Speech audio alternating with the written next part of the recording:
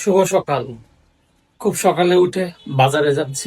আজকে সকালটা শুরু হচ্ছে বাজার দিয়ে। বাজারটা একটু দূরে, তাই আমি বাইক নিয়ে যাচ্ছি। এই জ্যামের শহরে বাইক আমার জীবনটাকে আরো সহজ করে দিয়েছে। বাইক অবশ্যই ভালো করে তালা দিতে হবে, এছাড়া চুরি হয়ে যাওয়ার সম্ভাবনা আছে। বাইক যেখানে রাখছি তার সামনেই কিছু মুরগির দোকান। এখানে ব্রয়লার, লেয়ার, সোনালী বিভিন্ন রকম মুরগি পাওয়া যায়। ডানের দিকে একটু ঘুরলেই মাছের দোকান। কিন্তু আমি এত সকালে চলে আসছি বুঝতেই পারি নাই, কোনো মাছই ওঠে নাই।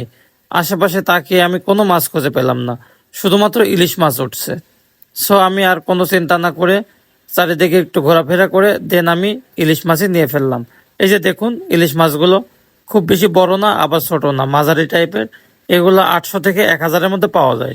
ইলিশ মাছ নেওয়ার পরে আমি চলে গেলাম সবজির ওখানে। দেখলাম সকালবেলা অনেক সুন্দর করে সবজি সাজিয়ে রাখছে। সো আমি কিছু ধুন্দুল নিলাম, এরপরে কিছু ঝিঙ্গা নিলাম।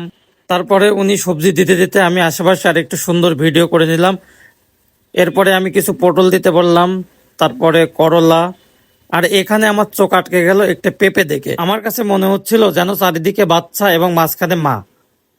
সো আমি একটু সুন্দর করে ভিডিও করে নিচ্ছি, কারণ সবজিগুলোর মাঝখানে নিজেকে দেখাতে একটু বেশি ভালো লাগছিল। এরপরে কিছু ভেন্ডি দিতে বললাম।